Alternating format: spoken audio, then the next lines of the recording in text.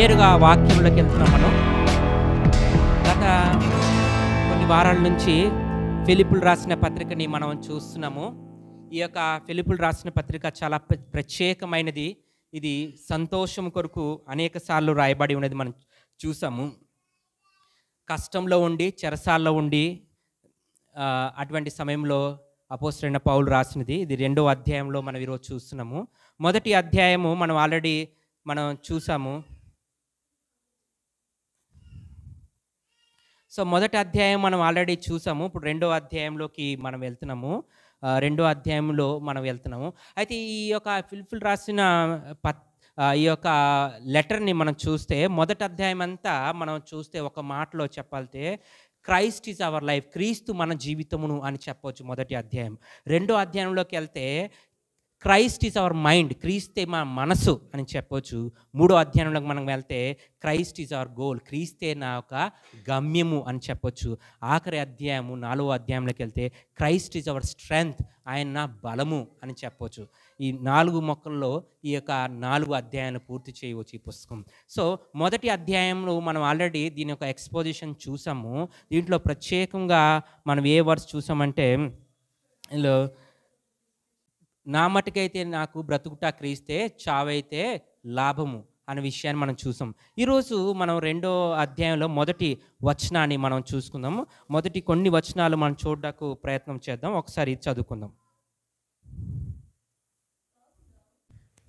కావున క్రీస్తునందు ఏ హెచ్చరిక అయినను, ప్రేమ వలన ఆదరణ అయినను, ఆత్మయందు ఏ సహవాసనమైనను, ఏ దయారసమైనను, వాత్సల్యమైనను ఉన్న ఎడల మీరు ఏక మనస్కులగునట్లుగా ఏక ప్రేమ కలిగి ఏక భావము గలవారుగా ఉండి ఒక్కదాని యందే మనసుంచుచు నా సంతోషము సంపూర్ణము చేయుడి. చాలు. సో ఇక్కడ ప్రత్యేకంగా యూనిటీ, ఐక్యత కొరకు మాట్లాడుతున్నట్టుగా మనం ప్రత్యేకంగా మనం చూస్తుంటాం. అయితే మొదటి వచనాన్ని మనం చూసుకుంటే, ఈ మొదటి వచనంలో 4 ప్రత్యేకమైన మాటలు మనం చూస్తుంటాము. కౌన్సలేషన్, ఒక ఇంగ్లీష్లో ఈ విధంగా ఉన్నది. ఎక్కడి నుంచి స్టార్ట్ అయిందంటే, so therefore if there is any consolation, ఒక వర్షన్లో కౌన్సిలేషన్ రాస్తే, కేజీవి కింగ్ జేమ్స్ వర్షన్లో ఎంకరేజ్మెంట్ అనే విషయం రాస్తుంది. తెలుగులో చూస్తుంటే అక్కడ ఏం మాట ఉందంటే, మొదటి మాట ఏముంది తెలుగులో, అది ఇఫ్ ఎనీ కాదు, ఫస్ట్ లైన్ హెచ్చరిక అనే మాటని అక్కడ వాడుతున్నట్టుగా చూస్తుంటున్నాం. కానీ ఇంగ్లీష్లో చూసినప్పుడు కౌన్సిలేషన్ లేకపోతే ఎంకరేజ్మెంట్ అనే విషయం చూస్తుంటున్నాం. అయితే క్రీస్తులో, ఇది క్రీస్తులో ఏదైనా అనేది. సో ఇక్కడ 4 విషయాల్లో మనం చూద్దాము. ఈ చూసే ముందు ఈ మాటలో దేర్ ఫోర్, ఎందుకు, ఎలా అనక అనే మాట తెలుగులో మొదలైంది కదా.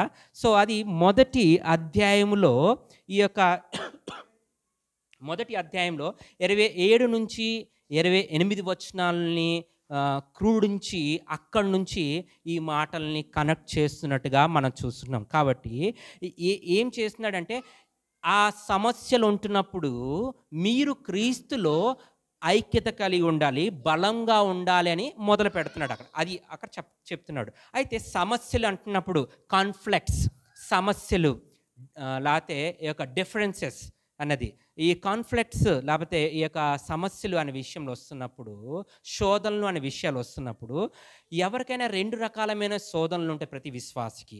అంటే విశ్వాసి అన్నప్పుడు సంఘములో ఉన్నవారికి, అంటే సంఘములో బయట నుంచి శోధనలు, సంఘము లోపంలో శోధనలు కదా. External conflicts, internal conflicts. External conflicts అంటే సంఘంలో బయటన శోధనలు ఏంటంటే, సంఘం బయటికి సంఘంగా వెళ్తున్నప్పుడు, సువార్త చెప్తున్నప్పుడు మనల్ని కొట్టడము, బైబిల్ని కాల్చివేయడము, లేకపోతే మన మీద దాడి చేయడమును, కొన్నిసార్లు హతసాక్షులు అయిపోవడము, ఇట్లాంటి సమస్యలు వస్తుంటాయి. కొన్నిసార్లు చర్చి మీద దాడి చేయడం అనేది, అది బయట నుంచి వచ్చిన సమస్యలు కదా.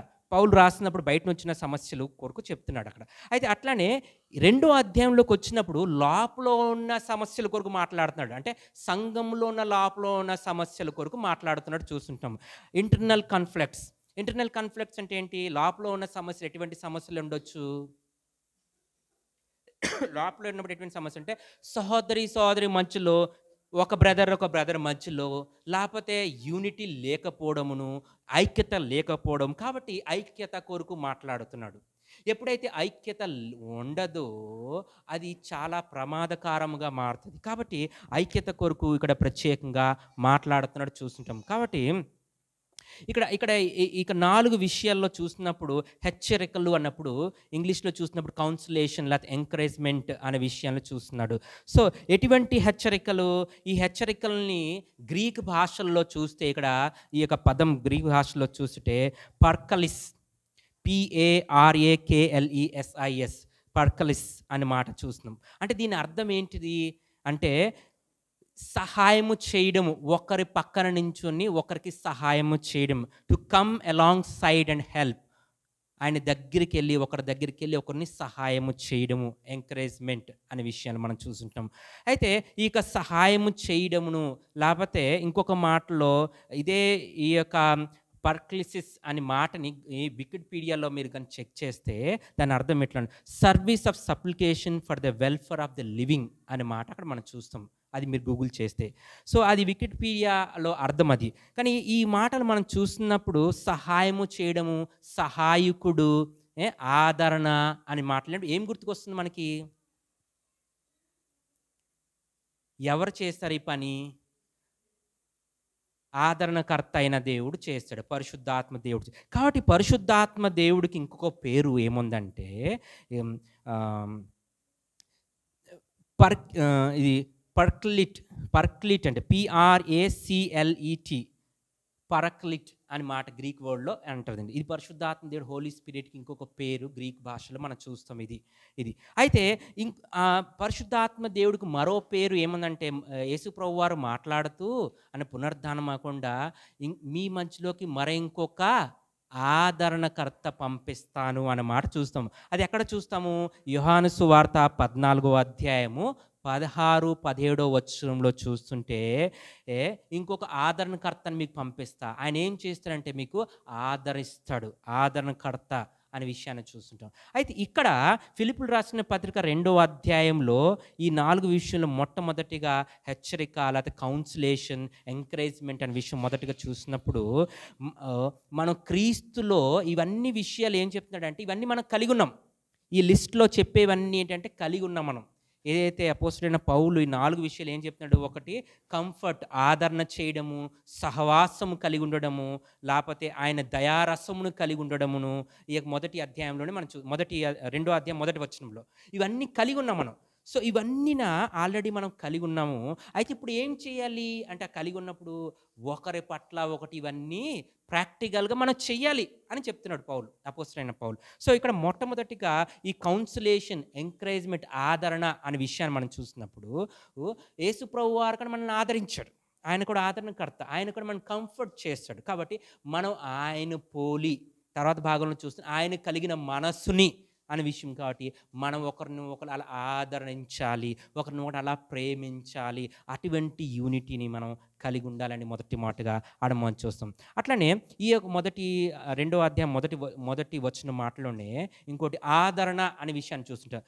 కంఫర్ట్ ఆఫ్ లవ్, చదవండి అది ఒకసారి ఆ లిస్ట్లో. కావున క్రీస్తునందు ఏ హెచ్చరిక అయినను, ప్రేమ వలన ఆదరణ అయినను. ప్రేమ వలన ఆదరణ, ఇది మామూలు ఆదరణ కొరకు మాట్లాడట్లేదు, ప్రేమ వలన ఆదరణ అని మాట్లాడుతున్నాడు. సో ప్రేమ వలన ఆదరణ అని చూస్తుంటే 2 కొరింథీ రాసిన పత్రిక 1వ అధ్యాయం 3వ వచనాన్ని ఒకసారి చదువుదాం త్వరగా.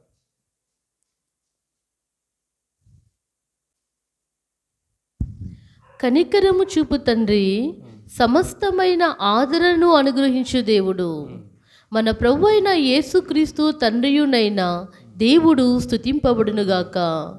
ఆదరించే దేవుడు మన దేవుడు, ఆయన the God who comforts and ఆయన మనల్ని కంఫర్ట్ చేస్తాడు, ఆదరిస్తాడు. కాబట్టి మనం ఇంకొకరిని ఆదరించాలి. ఇంకొక బిలీవర్ని, ఇంకొకరిని మనం ఆదరించాలి అనే విషయాన్ని మనం చూస్తుంటాం. కాబట్టి క్రీస్తు కలిగిన ఆ మనస్సు అని చెప్తున్నప్పుడు, అట్లా ఆదరణ అని చెప్పినప్పుడు యేసు ప్రభువారు ఎట్లా ఆదరిస్తాడు, మనం ఒకరిని ఇద్దరిని ఆదరించాలి అనే విషయాన్ని ఇక్కడ మనం నేర్చుకుంటాం.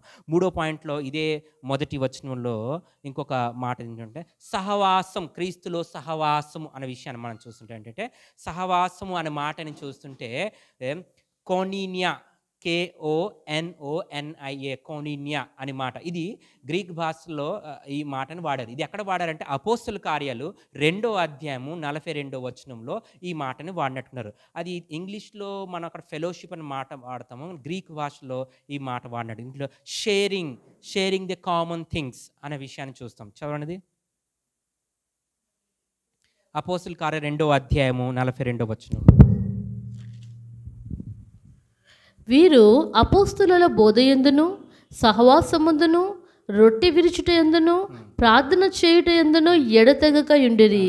అక్కడ సహవాసము అనే మాట మనం చూస్తున్నాం. సో సహవాసం అన్న దగ్గర ఇక KONONIA, కోనోనియా అనే మాటని గ్రీక్ మాటని అక్కడ వాడినట్టుకున్నాడు. ఈ కోనోనియా అంటే మాటని అర్థం ఏంటంటే సహవాసము. ఎలా సహవాసం అంటే షేర్ చేసుకోవడం, మన ప్రేమని ఇతరులని షేర్ చేసుకోవడం, మన దగ్గర ఉన్నవి ఇతరులతో షేర్ చేసుకోవడం, మన సమయాన్ని ఇతరులని షేర్ చేసుకోవడం. సో ఆ విధమైన మనస్సుని సంఘములో ఒకరితో ఒకరు కలిగి ఉండాలి. అటువంటిలో మనం తక్కువైపోతుంటే మనం సరి చేసుకోవాల్సిన అవసరత ఉన్నది. సో సహవాసం అనేది చాలా ఇంపార్టెంట్. సో ఈ సహవాసం అనేది చాలాసార్లు నేను ఎక్కువ సార్లు దీని కొరకు మాట్లాడాను. మీకు ఏమైనా గుర్తుకొస్తుందా? ఈ సహవాసం అంటే ఎక్కడి నుంచి నేర్చుకోవాలి? ఈ సహవాసము ఒక మూలం ఎక్కడి నుంచి మొదలైంది? క్రీస్తు నుంచే. వెరీ గుడ్, క్రీస్తు నుంచే. ఎట్లా? తండ్రి కుమార పరిశుద్ధాత్మక సహవాసము, కమ్యూనియన్ అండ్ యూనియన్. వారు ఒక కమ్యూనియన్, ఒకరి మధ్యలో ఒక సహవాసము, వారొక యూనియన్, ఐక్యత అని చూస్తుంటాం. ఎటువంటి ఐక్యత, ఎటువంటి యూనియన్ అంటే వన్ హెడ్షిప్. త్రిత్వం చూస్తుంటే తండ్రి కుమార పరిశుద్ధ ఒకటిగా ఉండి విభిన్నంగా ఉన్నారంటే ఒక్కొక్కరు ఒక్కొక్క పని చేస్తున్నాడు. అంటే రక్షణలో చూస్తే తండ్రి యొక్క కార్యము, కుమారుడు ఒక కార్యము, పరిశుద్ధ ఆత్మకార్యం, ముగ్గురున ఒక ఎలక్ట్ కొరకు, ఒక విశ్వాసి కొరకు చేస్తున్నారు. 3 కార్యాలు చేస్తున్నారు. ఒకే గమ్యం కలిగి ఉండి చేస్తున్నారు. ఒకే హెడ్షిప్ కలిగి ఉండి చేస్తున్నారు. అట్లానే ముగ్గురులో ఆ కమ్యూనిటీ, ఆ కమ్యూనియన్ ఉన్నది, ఒక యూనిటీ ఉన్నది, ఒక ఐక్యత ఉన్నది. అట్లానే మనం కూడా అట్లానే ఐక్యత కలిగి ఉండాలి. అందుకే యేసుప్రభు వారు చాలా అంటే నేను తండ్రిన ఎలాగైతే ఒకటిగా ఉన్నాము, మీరందరూ కూడా, మీరు నేను ఒకటిగా ఉండాలి. అంటే క్రీస్తు సంఘముగా ఒకటి ఉండాలి, మనం అందరూ కూడా ఒకటిగా ఉండాలి. ఓ ఎంత బాగుంది కదా అది. ఎక్కడి నుంచి నేర్చుకోవాలి అంటే తండ్రి కుమార పరిశుద్ధాత్మలో ఐక్యత నుంచి అక్కడ నేర్చుకుంటున్నామంటే oh what a wonderful thing. అక్కడికి మించిన ఐక్యత ఇంకేమి ఉంటుందండి, ఇంకేమి ఉండదు. అటువంటి ఐక్యత కొరకు మనం వాక్యంలో చూస్తున్నాం. రెండోది, ఈ తండ్రి పరిశుద్ధాత్మ ఐక్యతలో డిస్టర్బెన్స్ వచ్చిందా? వచ్చింది. ఎప్పుడు వచ్చిందని చూస్తుంటే సిలువలో చూస్తున్నప్పుడు అక్కడ యేసుప్రభు వారు బాధ గట్టిగా కేకలేసి ఏలి ఏలి సబస్తాని అని అడుస్తుంది. నా తండ్రి నా చెయ్యి ఎందుకు విడిచినవని ఒక్క నిమిషమును చెయ్యి విడిచినప్పుడు తట్టుకోలేకపోతాడు ఆయన. ఎందుకు వచ్చింది ఆ ఎడబాటు? ఆ ఒక్క నిమిషమైనా ఎలా వచ్చింది? ఆ డిస్టర్బెన్స్, లోక పాపములు ఎప్పుడైతే వచ్చింది అంటే ఐక్యత మనలో ఉండాలి, యూనిటీ మనలో ఉండాలి, కమ్యూనియన్గా ఉండాలి. కానీ పాపములో కాదు. అది వచ్చినప్పుడు వెడబాటు అని వస్తుంది. అది చాలా డేంజరస్. అందుకే పాపము నుంచి దూరంగా ఉండాలి. అందుకే సంఘం అంటే, సంఘము దేనితోనూ పోల్చినారు? వధుతోను. ఎటువంటి వధు? కలంకము లేనిది, మచ్చ లేనిది. అటువంటి వధుతోను పోల్చారు. అటువంటి వధువు నీవు నేను కలిసి అటువంటి అలాంటి వధు క్రీస్తు కొరకు మనల్ని ఈ దేవుడే పరిశుద్ధాత్మ దినదినము తన వాక్యముతోను మనల్ని కట్టుతూ సరి చేస్తున్నాడు. ఆయన కొరకు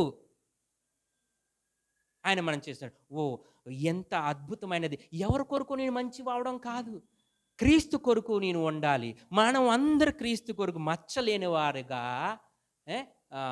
ఇంకేంటండి అది ఆ, ఏ కలంకం లేని వారుగా ఉండాలంట. ఓ, ఎవరి కొరకో కాదు, అది ఎవరి కొరకో కాదు, క్రీస్తు కొరకు అన్నది. For a Christ we should be like that. అది ఇక్కడ అపోస్తలుడైన పౌలు ఫిలిప్పు పత్రికలో 2వ అధ్యాయంలో ఫెలోషిప్ కొరకు మాట్లాడుతున్నప్పుడు అటువంటి సహవాసమును కొరకు ఆయన మాట్లాడుతున్నాడు. చూడండి, మొదటి యోహాను మొదటి అధ్యాయము 3-4 వచనాలు ఒకసారి మనం చదువుకుందాం. త్వరగా మనం ముగిద్దాం ఇక్కడ. మొదటి యోహాను మొదటి అధ్యాయము 3-4 వచనాలు. మాతో కూడా మీకును సహవాసము కలిగినట్లు మేము చూచిన దానిని వినిన దానిని మీకును తెలియజేయుచున్నాము.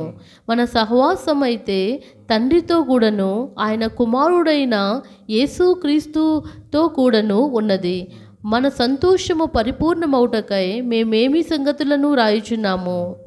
సో ఇక్కడ సహవాసం కొరకు చెప్తున్నప్పుడు ఇంకొక విషయం నాకు జ్ఞాపకం వస్తుంది. ఇది చెప్తున్నప్పుడు యేసు ప్రభువారు చేసిన ప్రార్థన అన్నిటిలో అతి అద్భుతమైన ప్రార్థన ఏంటి తెలుసునండి? చాలా అద్భుతమైన గ్రేట్ ప్రేయర్ ఏంటంటే ఆయన ఏం చేస్తారు అని చెప్తుంటే, యేసు ప్రభువారు యూనిటీ కొరకు ప్రార్థన చేస్తారు. చూడండి, యోహాను సువార్త 17వ అధ్యాయము 21వ వచనం. త్వరగా తీద్దాం ఇక్కడ. యోహాను సువార్త 17వ అధ్యాయం 21వ వచనం. మరియు నీవు నన్ను పంపితివని లోకము నమ్మునట్లు తండ్రి నాయందు నీవును నీయందు నేనును ఉన్నలాగున నీవును నీయందు నేను తర్వాత ఉన్నలాగున వారును మనయందు ఏకమై ఉండవలనని. వారు అన్నప్పుడు ఎవరు? సంఘము. సంఘము క్రీస్తులో వారు ఒకటిగా ఉండడం అనే విషయం చూస్తుంటాం. ఏకమై ఉండవలనని వారి కొరకు మాత్రము నేను ప్రార్థించటలేదు, వారి వాక్యము వలన నాయందు విశ్వాసముంచు వారందరూ ఏకమై ఉండవలనని వారి కొరకు ప్రార్థించుచున్నాను. ఎవరైతే ప్రభువు యందు విశ్వాసం చేసి ఉంచున్నారో వారందరూ యూనిటీగా, ఐక్యతగా, ఒకటిగా ఉండాలని ఎవరి ప్రార్థన అండి ఇది? ఎవరి ప్రార్థన? యేసు ప్రభు వారి ప్రార్థన అండి ఇది. It's not about one brothers prayer. It's not about ఒక్క బ్రదర్ ఒక ప్యాషన్, ఒక బ్రదర్ ఒక ఆశ కాదు ఇది. క్రీస్తు ఒక ప్రార్థన, క్రీస్తు ఒక మనసులో ఉన్న వాంఛ, ఆయన ఇష్టము. ఇది నా ఇష్టము నీ ఇష్టమును కాదు, ఇది క్రీస్తు ఒక ఇష్టం. That's what is telling here కదా, ఆయన ఇష్టము. సో ఈ విషయాలు మనం చూస్తాం. ఇంకో 4వది త్వరగా నేను ముగిసిన. ఇంకా మనం మొదటి వచనంలోనే ఇంకా ఉన్నాము, ఇంకా మనం వెళ్ళలేదు. But we'll finish it fast. 2వ మాట చూస్తున్నాడు, ఎఫెక్షన్ లేకపోతే మెర్సీ, దయారసము అని తెలుగులో మాట మాట్లాడతాడు. చూడండి, ఆయన వాత్సల్యాన్ని బట్టి మర్సీ, ఎఫెక్షన్. గ్రీక్ మాటలో మనం చూస్తుంటే ఇక్కడ ఇంగ్లీష్లో కంపాషన్ లేకపోతే స్ట్రాంగ్ డిజైర్, లేకపోతే మీకు దేవుడి పట్ల ఆ వాంఛ కలగడము, తృష్ణ కలిగి ఉండడము. ఇక్కడ ఏం మాట్లాడుతున్నాడు గ్రీక్ మాటలో చూస్తుంటే ఇక్కడ స్పల్ఖన అని మాట, అంటే SPLANCHNA, స్పల్ఖన అని మాట గ్రీక్ మాటలో వాడతాడు. అంటే దాని అర్థం ఏంటంటే స్ట్రాంగ్ డిజైర్. లేకపోతే మనం కీర్తనలు 42వ కీర్తన మొదటి వచనంలో ఈరోజు చదువుతూ నేను ఫిలిప్పులు రాసిన పత్రికలను కనెక్ట్ చేసిన మాట అక్కడ చెప్పాను. ఏంటంటే ఆ తృష్ణ ఎట్లా అయితే ఈ యొక్క దుప్పి నీటి వాగున కొరకు తృష్ణ కలిగి ఉంటుంది అనేది, స్ట్రాంగ్ ఎఫెక్షన్ అనేది అని చూస్తున్నాం కదా. అటువంటి డిజైర్, అటువంటి ప్యాషన్ మనకి ఉండాలి. ఒక బ్రదర్ పట్ల ఇంకొక బ్రదర్కి ఉండాలి, అంటే సంఘము పట్ల ఉండాలి. ఎందుకు ఉండాలి? అసలు ఒక బ్రదర్ని ఎందుకు ప్రేమించాలి? ఆయన మంచివాడన్నా, ఆయన నీకు మంచి చేస్తాడన్నా ఎందుకు ప్రేమించాలి? ఎందుకంటే క్రీస్తు ఆయన కొరకు మరణించాడు. అంటే అర్థం ఏంటి? క్రీస్తు ఆయన కొరకు మరణించాడంటే అర్థం ఏంటి? క్రీస్తు సంఘమును కొరకు రక్తము చెందించాడు. ఆ సంఘములో ఆ బ్రదర్ ఉన్నాడు. ఆ సంఘములో ఎవరైతే ఉన్నారో వారిని అందరినీ దేవుడు ప్రేమించాడు. వారి కొరకు ఆయన మనస్సు ఉన్నది, వారి కొరకు ప్రాణం పెట్టాడు. కాబట్టి నీవు నేను కూడా ప్రేమించాడు. అది ఇక్కడ చెప్తుంది. కాబట్టి అటువంటి ప్రార్థన క్రీస్తు చేశాడు. అటువంటి ప్యాషన్, అటువంటి డిజైర్ యేసు ప్రభు వారికి ఉన్నది. కాబట్టి అటువంటి ప్యాషన్. అయితే ఇవన్నీ చెప్తున్నప్పుడు ప్రేమించాలి. ఇంకొక మాట ఇందాల ఇంకో మాట, ఇక కౌన్సిలేషన్, ఎంకరేజ్మెంట్ అంటున్నప్పుడు ఈ మాటని మనం చూసాం గ్రీక్ మాటలో ఏంటిది, ఇది మనం చూసాం పెర్క్లెసిస్ అని మాటని మనం చూసాం కదా. అంటే పెర్క్లెసిస్ అంటే ఒకరి దగ్గరికి వెళ్ళి వారి పక్కన నించుని వారికి నేనున్నాను, మే హూనా అంటాం కదా. ఐసిఐసి బ్యాంక్ అడ్వర్టైజ్మెంట్ మే హూనా అంటాం కదా, నేనున్నా నీకు అనే విషయాన్ని చెప్తున్నప్పుడు కొన్నిసార్లు మనం చేయలేకపోతున్నాం. We are failing in that. May God excuses. దేవుడు మనల్ని క్షమించునుగాక. మనం అది నేర్చుకుందాము. అయితే అట్లా కావాలనుకున్న వారు కూడా ఉన్నారు. దాన్ని బట్టి ఎంతో సంతోషము. మనం అటువంటి ప్రేమని కూడా ఇవ్వాలి. అయితే ఇవన్నిట్లో ఒకరిని ప్లీజ్ చేస్తున్నామని అర్థమా? ఒకరిని ప్లీజ్ చేయాలా? ఏ విషయంలో సంఘం అంతా కానీ, లేకపోతే ఇద్దరు బ్రదర్స్ కానీ, ఇద్దరు సిస్టర్ కానీ, లేకపోతే సంఘం అంటే ఏ విషయాన్ని బట్టి కేంద్రికకు రావాలి? ఏ విషయాన్ని బట్టి సంతోషించాలి? ఏ విషయాన్ని దగ్గరికి రావాలి? ఏ విషయంలో ఐక్యత కలిగి ఉండాలి?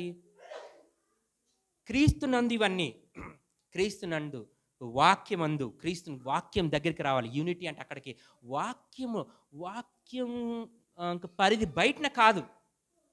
వాక్యంగా చెప్తున్నప్పుడు ఆ విధంగా లేనప్పుడు హెచ్చరించాల్సిందే, హెచ్చరించాల్సిందే. అందుకే చాలాసారి ఈరోజు సాక్ష్యం చెప్తున్నట్టుగా ప్యారడైస్ రిఫార్మ్ చర్చ్ అవన్నీ ప్లీజ్ చేయదు అనే విషయాన్ని మనం విన్నాం. మేబీ అట్లా మనం ప్లీజ్ చేయలేనప్పుడు, వారికి సంతోషం కలగలేనప్పుడు, కానీ ఆ సత్యం చెప్తున్నప్పుడు నొప్పి కలగవచ్చు, బాధ కలగవచ్చు, కానీ చెప్పాలి. చెప్తున్నప్పుడు చెప్పిన వాడు కూడా బాధ కలుగుతుంది, కానీ చెప్పాలి. ఎందుకంటే సత్యము ప్రకటించాలి. That's our logo. మన లోగోలో చూసినప్పుడు కన్నా ఆ పుల్పిట్ ఉంటుంది, పుల్పిట్ మీద బైబిల్ ఉంటుంది, ఆయన మీద ఆ ట్యూలిప్ ఉంటుంది, డాక్టర్ ఉంటుంది, పైన క్రీస్తు సిలువ ఉంటుంది, క్రీస్తు కేంద్రికగా ఉంటుంది. కాబట్టి సత్యాన్ని చెప్పాలి. అది చెప్తున్నప్పుడు గుచ్చుకుంటుంది కొన్నిసార్లు. But we cannot do anything, we have tell. అయితే కాబట్టి ఇవన్నీ విషయాలు చెప్తున్నప్పుడు ఇవన్నీ సంఘం అంతా మనం ఎట్లా ఉండాలంటే మన సంతోషం వాక్యంలో ఉండాలి, క్రీస్తులో, క్రీస్తుని బట్టి మనం సంతోషించాలి. మనక పునాది లేకపోతే మనొక బేస్ ఏముండాలి అని చెప్తుంటే వాక్యాన్ని పరిధిన కాదు, వాక్యంలో అలైన్ అయి ఉండాలి. ఈ డాక్ట్రిన్లో అలైన్గా ఉండి సంతోషించాలి. బయటన కాదు, సత్యములో సంతోషించాలి, సత్యాన్ని బట్టి ఆనందించాలి. సత్యము లేకుండా సహవాసం ఉంటే అది సహవాసం కాదు. That's a false fellowship. అది సరైన సహవాసం. అది క్రీస్తు బండ మీద కట్టినట్టు కాదు ఆ సహవాసం, ఇసుక మీద కట్టినట్టుగా అట్లా మనం చేయలేం. కాబట్టి మనం సహవాసం చేస్తున్నప్పుడు కూడా మనం చూడాలి, అట్లానే పరిచర్య చేసినప్పుడు కూడా. అందుకే ఒక ప్రశ్న అడిగాం ఇందులో ఏంటంటే, బైబిల్ అంతటిలో 4 వ్యక్తులు సేవ చేసి దేవుడికి ఇస్తూ కూడా దేవుడు తిరస్కరించాడు అని చెప్తున్నాడు. మొట్టమొదటి పుస్తకంలో మొట్టమొదటి వ్యక్తి పేరు కయీను అర్పణలు ఇచ్చాడు కదా. అక్కడ కయీను ఇచ్చాడు, ఏబేలు కన్నా ఇచ్చాడు. ఏబేలు ఒక అర్పణలు దేవుడు తీసుకున్నాడు, కయీను ఒక అర్పణలు తీసుకోలేదు. కానీ ఇద్దరు అర్పణలే కదా ఇచ్చారు అనుకోవచ్చు. ఏ అర్పణ అయితే ఏమైంది? What ever you do, what happen, ఎలాగైనా చేయవచ్చు కదా. నో, తీసుకోలేదు. అట్లానే ఇంకొక ఎగ్జాంపుల్లో అట్లానే పాత నిబంధనలు చూస్తే ఇక అహరోను కుమారుల కొరకు చూస్తుంటే వారు కొన్ని అర్పించారు, అన్ని అగ్ని ఇస్తారు, వారు దేవుడు స్వీకరించలేదు. అన్ని అగ్ని అంటే ఎట్లా తీసుకుంటాం? ఏదైతే వాక్యపరంగా కాలేనది, ఏదైతే వాక్యపరంగా కాలేనది ప్రేమ కొన ఉండొచ్చా? ఉండదా? ఉంటుందా? ఉంటుంది. ఎట్లాగా అంటే నీకు నచ్చింది కాబట్టి నేను మాట్లాడడం కాదు, నీకు నచ్చకపోయినా నిజం మాట్లాడాలి, సత్యం మాట్లాడాలి. మీరు చేస్తుంటారు చాలాసారి, అది మంచిది. దాన్ని బట్టి నేను మిమ్మల్ని అభినందిస్తున్నాను, నేను అప్రిషియేట్ చేస్తున్నాను. నేను ఇట్లా ఇది నిజం, మీరు బాధపడినా నేను చెప్తాను అని మీరు చెప్తుంటారు కదా. నిజం చెప్తున్నప్పుడు, వాక్యపరంగా చెప్తున్నప్పుడు అది మంచిది. అట్లా నేను కూడా చేయాలి, మీరు కూడా చేయాలి. అలాగా చేయకపోవడాన్ని బట్టి, లేకపోతే అలా చేసినప్పుడు బాధపడుతున్నప్పుడు సరైనది కాదు, లేదా అలా చేయకపోయినా సరైనది కాదు. కాబట్టి ఇక్కడ యూనిటీ కొరకు మాట్లాడుతున్నప్పుడు ఇంకా మనకి సమయం లేదు కాబట్టి నేను త్వరగా చెప్తున్నాను. కాబట్టి ఇద్దరు వ్యక్తుల విషయం చెప్పి, అట్లానే ఈ యొక్క అర్పణల విషయంలో కొత్త నిబంధనలో కనుక చూస్తుంటే ఇద్దరు వ్యక్తులు చెప్తారా, భార్య భర్తలు, అననీయ సపర్య కన్నా అందరూ కానుకలు ఇస్తారు కాబట్టి మనం ఇద్దాం అనుకుంటారు. కానీ వారు ఎట్లా ఇస్తారు? వాళ్ళ మనసు ఎటువంటి మనసు? ఏం చేశాడు దేవుడు అంటే, ఇప్పుడు నువ్వు నన్ను ప్లీజ్ చేయడం కాదు, అక్కడ ఎవరుంటారు అక్కడ? పేతురు నన్ను ప్లీజ్ చేయడం కాదు, నన్ను మోసించడం కాదు, దేవుని మీరు మోసం చేస్తున్నాడు అని చెప్తాడు. వెంటనే ఒకరి తర్వాత ఒకరు అక్కడ చనిపోవడం చూస్తుంటాం. అదే కాదు, ఇంకొకటి మనం మర్చిపోయాం. ఉజ్జా విషయంలో చూసినప్పుడు ఆ మందస పడిపోతున్నప్పుడు ఎత్తడానికి ట్రై చేస్తాడు. ఎత్తడం అనే విషయం మంచి విషయమే కదా. మంచి విషయమే కదా. ఆయన చాలాసార్లు నువ్వు కూడా ఇది మంచిదే కదా, ఇది మంచిదే కదా అని అనుకోవచ్చు. బట్ వాక్యపరంది కాకైనప్పుడు అది అది దేవుడు ఆమోదించడు. అయితే ఆ విషయాలు ఎందుకు మనం మాట్లాడుకుంటున్నామంటే, కొన్నిసార్లు నేను చేసినప్పటికైనా, కొన్నిసార్లు నువ్వు చేసినప్పటికైనా మనకు తెలియకపోవచ్చు. Maybe we do not know until God reveals us. Until మనం డిగ్ చేసి అది వాక్యంలో చూసినప్పుడు తెలియకపోవచ్చు. ఎందుకు ఆ మాట చెప్తున్నాను తెలియకపోవచ్చు అని? ఖచ్చితంగా చెప్పగలమా? చెప్పొచ్చు. ఎలా చెప్పగలంటే, మనసు అన్నిటికని ఘోరమైనది, మోసకరమైనది. This will lead you in a wrong direction. Yes my dear, అవును బ్రదర్ అండ్ సిస్టర్స్. కాబట్టి మనం అతి జాగ్రత్తగా ఉండాలి. అపవాది ఎవరిని మింగుతామో అని తిరుగుతుంది కాబట్టి మనం జాగ్రత్తగా ఉండాలి. కాబట్టి యూనిటీ అనే విషయంలోకి అపోస్తలుడైన పౌలు చాలా ప్రాముఖ్యత ఇస్తూ ఈ యొక్క 2వ అధ్యాయం మొదటి వచనంలోనే ఈ 4 విషయాలు ఆయన చెప్తున్నట్టు చూస్తున్నాం. తర్వాత భాగంలో ఇంకా మంచి విషయాలు ఆయన చెప్తున్నాడు. మనకు సమయం లేదు, ఇక్కడ ముగిస్తున్నాను నేను. కాబట్టి ఆఖరిగా అన్నిటికని ప్రాముఖ్యమైనది యూనిటీ, ఐక్యత, యూనియన్ అండ్ కమ్యూనియన్. ఈ యొక్క యూనియన్ అండ్ కమ్యూనియన్ విషయం ఎక్కడి నుంచి నేర్చుకోవాలని చెప్తే, తండ్రి కుమార పరిశుద్ధాత్మ ఒక యూనియన్ కమ్యూనియన్ నుంచి మనం నేర్చుకోవాలి. ఆ యొక్క విషయాలు స్పష్టంగా అపోస్తలుడైన పౌలు చెప్తున్నట్టు చూస్తున్నాం. అయితే ఈ యొక్క ఆఖరి విషయం, ఐఎమ్ క్లోజింగ్ దిస్, చెప్పిన ముగిస్తున్నట్టంటే, ఈ విషయాలు ఎవరితో మాట్లాడుతున్నాడు అపోస్తలుడైన పౌలు? ఈ యొక్క అధ్యాయంలో, లేకపోతే ఈ యొక్క ఫిలిప్పీయులకు రాసిన పత్రిక సంఘంతో మాట్లాడుతున్నాడు. ఎటువంటి సంఘం తెలిసిన అది? You know what kind of it's very good, మంచి సంఘం ఇది. ఇందులో ఉన్న విశ్వాసులు బలమైన విశ్వాసులు. అందుకే మొదటి అధ్యాయంలో మొదటి వచనంలో చూస్తుంటే, మీ విశ్వాసాన్ని బట్టి నేను సంతోషిస్తున్నాను అంటాడు. విశ్వాసంలో వాళ్ళ సన్నగిల్లలేదేమినా, లేకపోతే చారిటీ విషయంలో ఏమీ వాళ్ళు తక్కువ ఏమి చేయలేదు, మంచిగానే చేశారు. బట్ అక్కడ వారితో మాట్లాడుతుంది. ఎందుకు ఈ విషయాలు ఏం చెప్తున్నానంటే, not because of we are having something తక్కువ అని మనం చెప్పడం కాదు, కానీ ఎక్కడైనా మేబీ వీఆర్ మిస్సింగ్ సమ్వేర్ అనే విషయాలు ఉంటే నాకు నేను, నీకు నేను, మనం చెక్ చేసుకునే అవసరం ఉంది. ఎందుకంటే మన హృదయమైన మనం మోసం చేయవచ్చు. అపవాది ఎవరు మింగుదామో అని గర్జన సింహంలాగా తిరుగుతూ ఉంటుంది. కాబట్టి we should very careful, because unity is very important. దాని మీద దాడి చేస్తుంది. యూనిటీ అనే విషయంలో, ఈ యొక్క ఐక్యత అనే విషయంలో బ్రదర్ భరత్ గారు ఈరోజు చెప్పిన మెసేజ్లో దేవుడు ఒక అట్రిబ్యూట్స్, గుణలక్షణాల్లో ఒక గుణలక్షణాల్లో ఏం చూస్తున్నామంటే, ఆయన ప్రేమించడము అని ప్రేమ అనే విషయం చెప్తున్నాడు. తండ్రి కుమార పరిశుద్ధాత్మ ఐక్యత, ఆ ఐక్యతలో ఒక ప్రేమ అనే విషయం చూసినప్పుడు, ఈ యొక్క సహవాసం ఒక ప్రేమ విషయం చూస్తున్నాడు. దాని మీద దాడి చేస్తుంది, అదే డిస్టర్బెన్స్ చేస్తుంది. ఎలా చేస్తుంది? ఏ విషయంలో యూనిటీ ఉండాలంటే, డాక్ట్రినల్ విషయంలో, ఏ విషయంలో ఒక్క మాట మీ మీద ఉండాలి, ఒక్క విషయం మీద. అని తర్వాత భాగాలు మనం చూస్తాం, టైం లేదు మనకి వచనాలు అన్నీ చూస్తుంటే. కాబట్టి అలాగా మనం ఉండాలి, అలా ఉండాలి. ఎలా సాల్వ్ చేసుకోవాలి ప్రాబ్లమ్స్ అని లేఖనాల్లో మనం నేర్చుకున్నాం. అలానే మనం చేయాలి. మనకు నచ్చినా నచ్చకపోయినా some time we may not like it, but we has to do it my dear brother and sisters. Along with నేను కూడా ఇందులో ఉన్నాను. నేను ఇక్కడ ఉండి మీరు అక్కడ ఉన్నారు అంతే. నేను ఇక్కడ నించున్నా, మీరు కూర్చున్నా, అంతే డిఫరెన్స్. కానీ we all are equal, but God given this privilege to share with you. ఈ మాటలు నీతో పంచుటకు నాకు ఈ యొక్క అవకాశం ఇచ్చాడు కాబట్టి నేను చెప్పుకోగలుగుతున్నాను. నేను ఇక్కడ ముగిస్తున్నా. ప్రార్థన చేద్దాము. దేవుడు ఒక సహాయాన్ని మనం కోరుదాం. పరిశుద్ధ దేవా, నీకు వందనాలు, నీకు స్తుతులు స్తోత్రములు చెల్లిస్తున్న ప్రభువా. సంవత్సరం ఆఖరిలో మేము ఉంటుండగా ఈ యొక్క ఫిలిప్పీయులకు రాసిన పత్రిక మేము ధ్యానమును చేస్తూ 2వ అధ్యాయంలోకి వరకు మమ్మల్ని తోడుకుని తీసుకొచ్చారు. ఇందులో చాలా ప్రత్యేకంగా సంతోషం కొరకు మీరు మాట్లాడారు ప్రభువా. మరి ప్రత్యేకంగా యూనిటీ, ఐక్యత, సహవాసమును కొరకు అయ్యా ఒక్క దాని మీద మనస్సు పెట్టి ఉండాలనే విషయాన్ని మీరు మాట్లాడుతున్న ప్రభువా. అట్లాగా ప్రేమ కలిగి ఉండే వారుగా మమ్మల్ని ఉంచండి. మేము అందులో చాలాసార్లు ఓడిపోయినట్టుగా, పడిపోయినట్టుగా, అయ్యా ఇంకా కొదిగి ఉన్నట్టుగా మా జీవితంలో కనిపిస్తుంది ప్రభువా. మీరే సహాయం చేసి మమ్మల్ని మన్నించి, మమ్మల్ని క్షమించి అయ్యా మీరే మమ్మల్ని ముందుకి తీసుకెళ్ళగలరంటూ అయ్యా మేము మీ సన్నిధానంలో మిమ్మల్ని బతిమారుతూ సంఘంగా మమ్మల్ని అంగీకరించండి, మమ్మల్ని స్వీకరించండి. మీరే సహాయం చేయండి. మీ బిడ్డలుగా మమ్మల్ని ముందుకు కొనసాగింపు చేయండి. ఈ దినాన్ని మీరు మాట్లాడిన విధానం బట్టి, మీ వాక్యాన్ని బట్టి వందనాలు. బిడ్డలందరినీ మీరు బలపరచండి. మీ మాటలు బట్టి ఈ మాట మాకు ఆశీర్వాదంగా ఉంచబట్టు మిక్కిలిగా తగ్గించుకుని నామని ఇచ్చిస్తూ కృపగల యేసు నామములో ప్రార్థన చేసి అడిగి వేడుకుంటున్నాం తండ్రి. ఆమేన్.